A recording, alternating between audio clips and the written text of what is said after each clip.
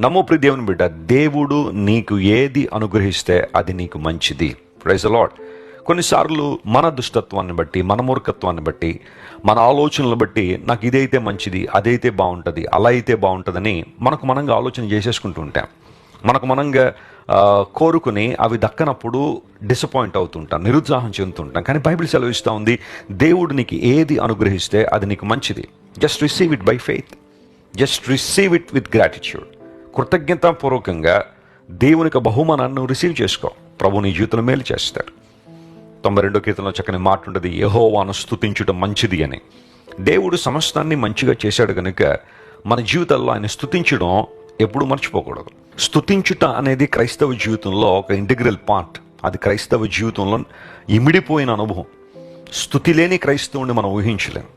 చాలామంది చాలా చక్కగా ప్రభు కోసం జీవించాలనుకుంటారు, కానీ కృతజ్ఞతాబుద్ధి లేనందువలన, స్తుతి అర్పణ లేనందువలన నిరుత్సాహపడుతుంటారు ప్రతి చిన్నదానికి. Whatever the Lord gives you, take it by faith and worship the Lord and praise him and thank him.